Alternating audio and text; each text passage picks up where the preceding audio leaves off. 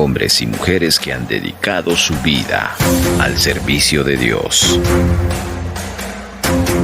No han sido sus capacidades ni talentos que los han hecho sobresalir, sino fue el haber puesto toda su confianza en Dios, más allá de las circunstancias. Es por ello que son destacados y sus vidas nos sirven de ejemplo para todos los creyentes hoy. Ellos son los titanes de la fe. Vivencias reales para aprender. Titanes de la fe. ¿Estás listo para escuchar Titanes de la Fe? Estamos seguros que en este capítulo Dios te hablará. Capítulo 4.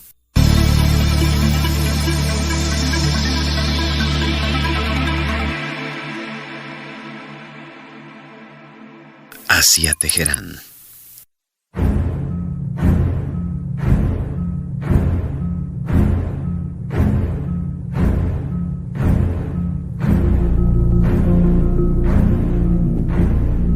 Apenas recorrimos unos kilómetros cuando el autobús tuvo que volver a parar para someterse a otro control policial, un poco más allá de la frontera. En esta ocasión, fue la policía iraní la que nos ordenó bajar del autobús. Yo dudé que un solo día bastara para llegar a Mashhad. Una vez que todos se bajaron, formamos una línea paralela al autobús mientras un policía comprobaba los documentos de viaje y otro chequeaba a cada persona. Cuando el policía llegó a mi turno, me hizo quitarme la chaqueta y mostrarle cada pedazo de papel que llevaba en los bolsillos. Me alegré mucho de ya no llevar la cinta de video conmigo. Después de hojear mi pasaporte y de comprobar mi visado, el policía se volvió hacia el hombre que estaba a mi lado y empezó a bombardearle con preguntas en turkmeno, en tanto su colega me chequeaba en busca de un posible contrabando oculto. Mientras el policía hablaba con el pasajero turkmeno, no cesó de volver la vista hacia Glenn y hacia mí. Yo estaba seguro de que hablaban de nosotros, pero no tenía idea de lo que decían. Finalmente Glenn susurró: ¿está preguntando al pasajero quiénes somos y qué hacemos en el autobús? Yo sonreí y esperé con ansiedad. Al final el policía pareció satisfecho con las respuestas que recibió y siguió reclamando los documentos del resto de los pasajeros. Después de comprobarlos todos, la policía dirigió su atención al autobús.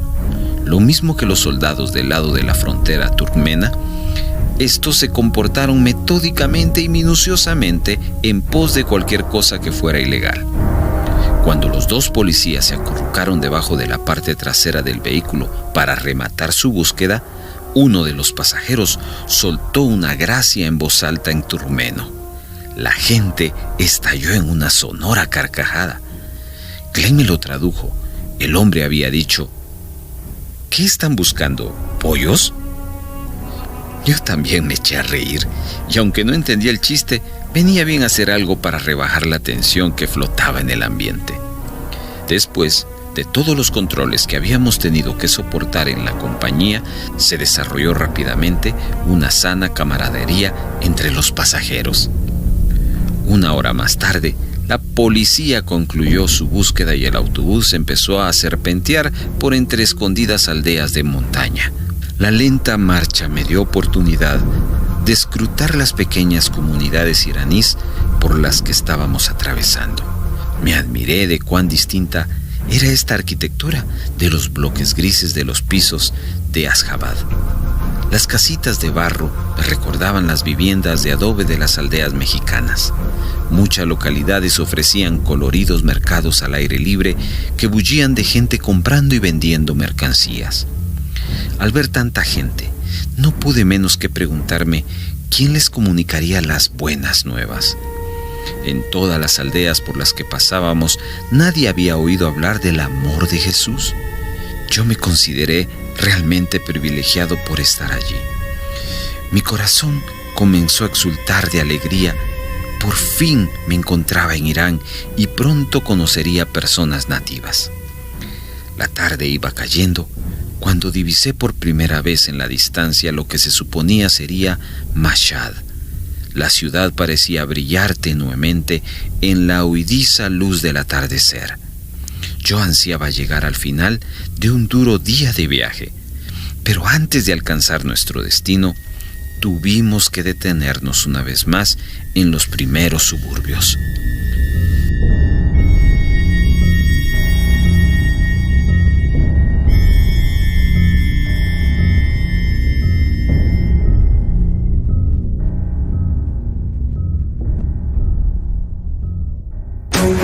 No olvides que Titanes de la Fe se presenta los martes a las 7 de la noche y domingos a las 7:30 de la mañana.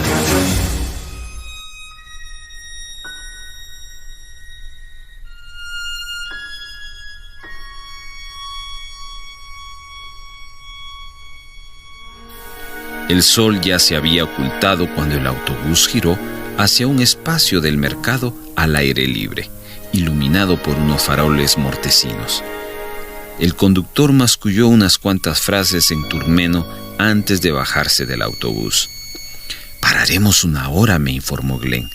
«Será mejor que nos bajemos y comamos algo». Yo asentí encantado. No habíamos comido nada desde la noche anterior y de repente desperté a los retorcijones que me estaba torturando el estómago. Nada más al bajarnos del autobús, fuimos inmediatamente rodeados por hombres que nos instaban a cambiar divisas con ellos. ¿Dólares?, nos preguntaban y nos presionaban. ¿Tienen dólares? Caminamos un poco más metros y así mi billetera. Saqué 50 billetes de $20 y se los mostré al hombre que estaba más cerca. Él sonrió y me extendió un puñado de reales, la divisa nacional. Conté el taco de billetes sucios e hice rápidamente y mentalmente la cuenta. El tipo de cambio me pareció justo, así que moví afirmativamente la cabeza e intercambiamos el dinero. Doblé los reales y los guardé en la cartera, junto con los dólares que me quedaban. «¿Qué te parece unos kebab para cenar, sugirió Glenn, después de efectuada la transacción. Nos acercamos a una zona de restaurantes al aire libre con sillas plegables extendidas. El dueño mostró un interés inmediato por sus clientes extranjeros. Le hicimos nuestro encargo y al cabo de poco nos trajeron 2 fuentes llenas de kebabs de cordero sobre una guarnición de arroz blanco bien presentado. Después del largo día de viaje que habíamos tenido que soportar, habría engullido cualquier cosa, pero los kebab estaban deliciosos como también el arroz. La comida no estaba grasienta, como el arroz que se servía en Turkmenistán. También pedimos té. Aún nos hallábamos viviéndolo cuando oímos la bocina ya familiar del autobús que anunciaba su partida. Era hora de cubrir la última fase del trayecto. Nuestros compañeros de viaje fluyeron hacia el autobús llevando algunos platos de comida y tazas de bebida que se tomaron mientras recorríamos las estrechas calles hasta el centro de Mashhad. Mirando por la ventanilla, recordé que pronto tendríamos que pensar en algún tipo de alojamiento. «Oye, Glenn», le dije, «pregunta a tu amigo si conoce algún sitio barato en donde se pueda alojar extranjeros». Glenn se lanzó a hablar en turkmeno y después de varios minutos de conversación se volvió hacia mí. Dice que 4 de ellos van a pasar la noche en una pensión. Dice que podemos ir con ellos. Cuesta como $1 por noche. La pensión tiene camas y un baño común. ¿Qué te parece? A mí me parece bien, dije agradecido por lo barato del alojamiento. Pero estaba aún más agradecido de que los hombres confiaran en nosotros lo suficiente como para invitarnos a acompañarles. Su amabilidad me dio esperanzas de hacer algún buen contacto mientras estábamos allí. Después de unos minutos, el autobús se detuvo finalmente enfrente de un hotel destartalado. Varios pasajeros se bajaron y nuestros amigos nos hicieron señales de bajarnos con ellos. Tuvimos que recorrer un poco más de medio kilómetro para llegar a la pensión. Mientras uno de los turkmenos hablaba con el hombre que estaba detrás del mostrador, yo miré en derredor. La pensión era exactamente como los hombres lo habían descrito. Se nos enseñó una sola habitación llena de camas. Solo me hizo falta un par de minutos para acostarme.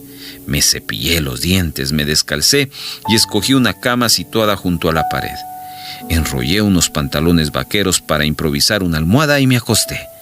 Aunque había estado sentado en el autobús una buena parte del día, me sentía completamente exhausto.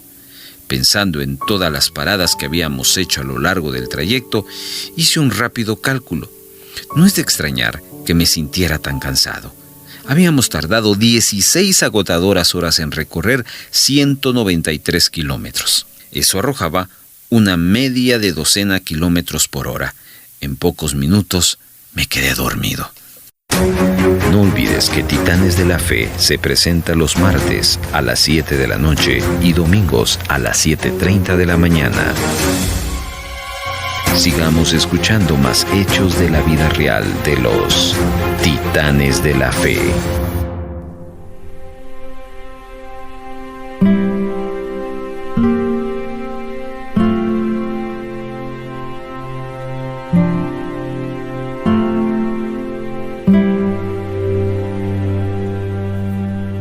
A la mañana siguiente, me despertó un haz de pálida luz que se colaba por la ventana. Tardé unos minutos o dos, me restregué los ojos para ahuyentar el sueño, en darme cuenta de dónde estaba. Miré el reloj de pulsera, eran casi las 7. Los 4 amigos turkmenos ya se habían levantado. Glenn roncaba plácidamente a mi lado y decidí no despertarle. Me levanté con cuidado y salí a desayunar y dar un paseo por Mashhad. Volví a la casa de huéspedes a las 10 y hallé que Glenn estaba hablando desenfadadamente con 10 turkmenos. Yo reconocí a los 4 hombres del autobús y supuse que los otros eran contactos comerciales que habían ido a verles. Sonreí, me senté y me uní al grupo. Aunque no entendía nada de lo que decían, tuve la impresión de que hablaban de maneras y posibles entrevistas entre nosotros y algunos de sus paisanos en Irán. Ni siquiera llevábamos allí un día y daba la impresión de que ya habíamos tenido éxito. Sonreí y di gracias a Dios en silencio, pidiéndole que bendijera nuestros esfuerzos. Como a las 11 de la mañana, otro hombre entró en la habitación con una bolsa. La abrió, extendió un mantel en el suelo y procedió a sacar pan, mermelada y cubitos de queso blando. «Nos han invitado a comer con ellos», dijo Glenn. Yo asentí cortésmente y esperé hasta que ellos comenzaran. Mientras todos disfrutábamos del alimento, Glenn no paraba de hablar. Adiviné por su entusiasmo que la conversación debía ir bien. Yo estaba deseoso de saber lo que estaba diciendo, pero sabía que tenía que esperar hasta que los hombres se marcharan. Por fin, como a las 3 de la tarde, todos decidieron que era hora de marcharse. Nuestros amigos dieron a sus visitantes el abrazo tradicional y 3 besos consecutivos en la mejilla. Después que ellos se hubieron marchado, los 4 hombres del autobús también tuvieron que marcharse para tomar otro autobús. Glenn y yo nos quedamos solos en la habitación. «Bueno, ¿de qué hablaron?», pregunté con sumo interés. Glenn se levantó y se estiró. «Fue muy interesante, ¿eh? Me dijeron que la mayoría de los turkmenos habitan en la parte noreste de Irán, cerca de Bongag y Kabuz, donde vive Rehem», cuestioné. «Sí», respondió Glenn. «Si queremos conocer a algunos turkmenos, ese parece ser el lugar donde hay que ir».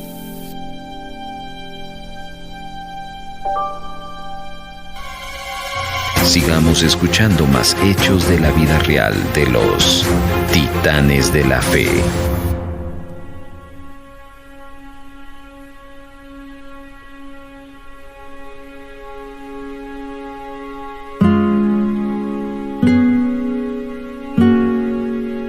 Apenas podía creerlo. La ubicación era perfecta. Rehem vivía justo en medio de la mayor concentración de turkmenos en Irán. Cuando lo visitáramos, tal vez podríamos también contactar con otros turkmenos de la zona. Glenn y yo planeamos pasar en Irán 11 días, de modo que decidimos ir a Teherán, 650 kilómetros al oeste, antes de dirigirnos a Bongag e Kabuz. En Teherán podríamos registrar nuestra presencia en el país en la embajada sudafricana. Ambos pensamos que era una decisión prudente antes de encaminarnos hacia las oscuras aldeas y ciudades del noreste de Irán.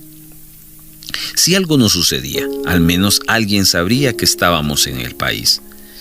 Cuando acabamos de hacer planes ya eran las 4 de la tarde, por lo que resolvimos partir hacia Teherán al siguiente día. Pasamos una noche más en la casa de huéspedes, compartiendo esta vez el dormitorio con un grupo distinto de comerciantes turmenos que llegaron a pernoctar. A la mañana siguiente, temprano salimos en busca de un medio de transporte. Los amigos del autobús nos habían aconsejado que el tren era el mejor medio para trasladarse a Teherán, por lo que nos dirigimos hacia la estación de ferrocarriles. La estación estaba alborotada de gente esperando sus convoys. Pregunté en farsi por la cola donde se vendían los billetes para Teherán. Desgraciadamente, la cola sumaba unas 200 personas y se movía a paso de tortuga. Estimé que tardaríamos 4 a 5 horas en llegar a la ventanilla. Como no estaba dispuesto a esperar tanto tiempo, me acerqué a la cabeza de la cola donde había un soldado sentado ante una mesita. Le pregunté si había alguna forma alterna para comprar un billete de tren. «Siéntese allí», dijo el soldado, señalando un rincón entre él y la ventanilla. Como no tenía nada que perder, me senté siguiendo sus instrucciones y esperé para ver qué ocurría. Cuando el hombre frente a la ventanilla acabó de comprar su pasaje, el soldado me hizo señas para que yo pasara. Al levantarme, eché un vistazo a la larga cola que esperaba detrás de mí y me sentí un poco culpable. Sonreí para pedir disculpas, tratando así de aliviar el sentimiento de frustración de la gente por haberme adelantado al resto de la cola, aunque no hubiera actuado deliberadamente. El hombre detrás de la ventanilla entendió mi bien acento farsi, pero no estaba seguro si quedaba algún billete para Teherán para ese mismo día. Tal vez se debió a la sombría mirada que puse al conocer la noticia, pero al final me mostró 2 boletos de segunda clase para el tren de las 5:30 de la tarde. «¿Cuánto tiempo dura el trayecto?», pregunté al tiempo que sacaba la cantidad exacta de reales de la billetera. «Como unas 14 horas», respondió el vendedor. A las 5:15 de la tarde, Glenn y yo volvimos a la estación con los boletos en la mano y listos para iniciar el largo viaje hasta Teherán. Pocos minutos después, una locomotora con motor diésel se detuvo en el andén y fluyó un río de pasajeros que salieron de los vagones abarrotados. Una vez que la multitud se disolvió, Glenn y yo nos subimos al tren junto con varios cientos de personas más. Buscamos el compartimiento que correspondía al número del pasaje y abrimos la puerta. Era un habitáculo de 6 asientos, ya ocupado por 4 personas. Hice un gesto de cortesía a los compañeros de viaje y les eché una rápida ojeada intentando aparentar que no les miraba indiscretamente. 2 mujeres iraníes iban sentadas a un lado vistiendo sentos chadores de la cabeza a los pies y cubriendo sus rostros con pesados velos. Los otros 2 pasajeros eran varones. Al colocar mi bolsa sobre el portaequipajes me di cuenta de que nuestra llegada parecía crear un problema para los otros pasajeros. Cuchichearon entre sí y se levantaron las cejas. Luego, cuando Glenn y yo nos sentamos, los 4 se levantaron y abandonaron el compartimiento. Varios minutos después, los 2 hombres regresaron y ocuparon sus asientos. Nunca volvimos a ver a las 2 mujeres. Justo antes que el tren comenzara a traquetear, otros 2 hombres entraron en el compartimiento. Se quedó así completo. Solo había sitio para ir sentado codo a codo, 3 a cada lado, sin espacio para estirarse. Dudé que esa noche pudiéramos pegar los ojos. El tren salió de la estación con muy pocos minutos de retraso. Poco después, dejamos atrás Mashhad y retumbamos por la campiña iraní camino a Teherán.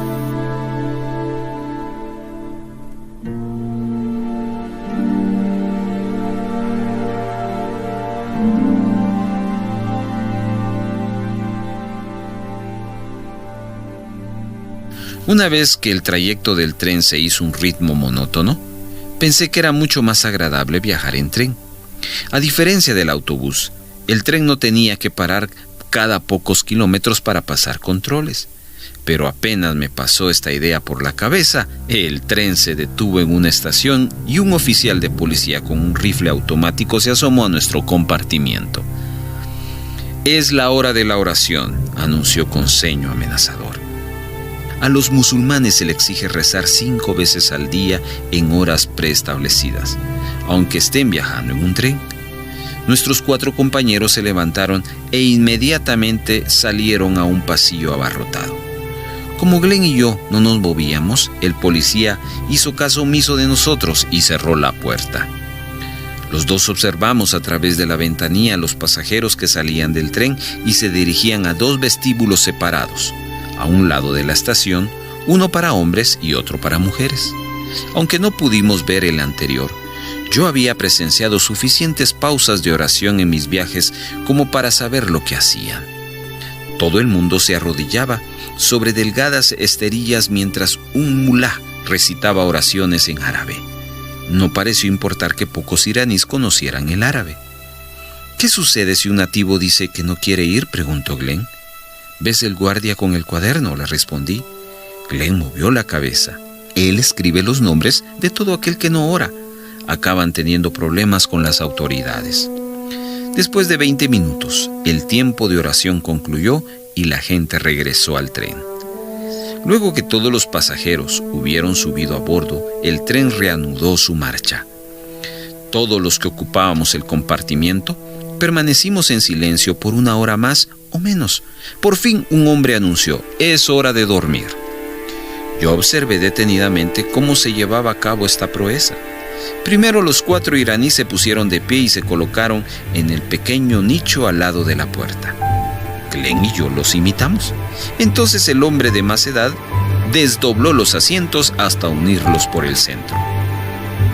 No obstante, adiviné un gran problema con aquella disposición.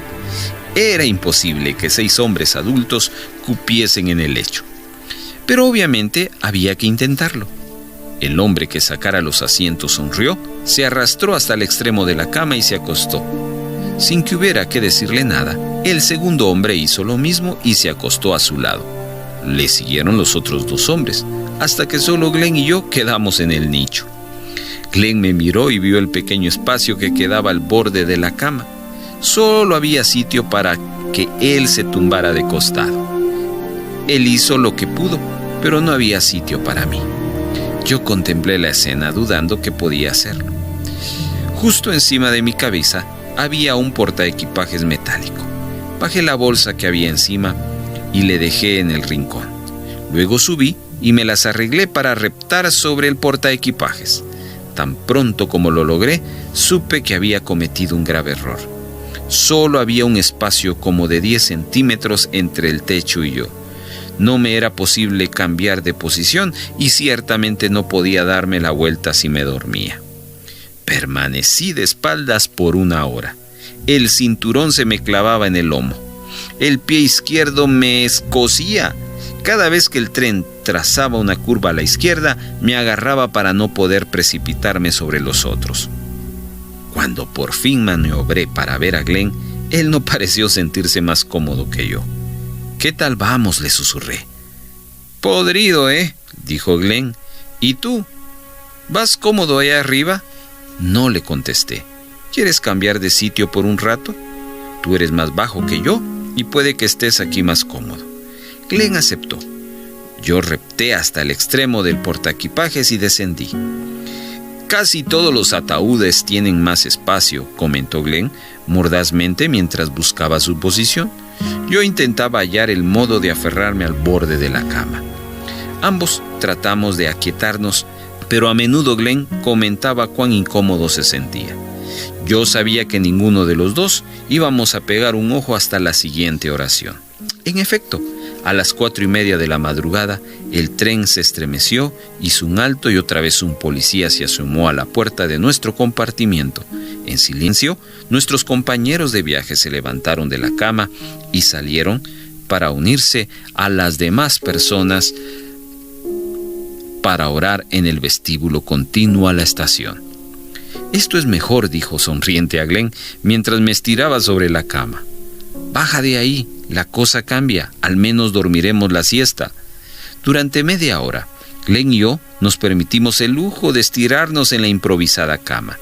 No obstante, el regreso de nuestros compañeros de la oración obligatoria significó que la noche tocaba a su fin.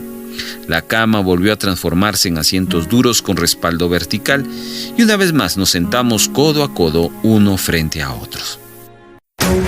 No olvides que Titanes de la Fe se presenta los martes a las 7 de la noche y domingos a las 7:30 de la mañana.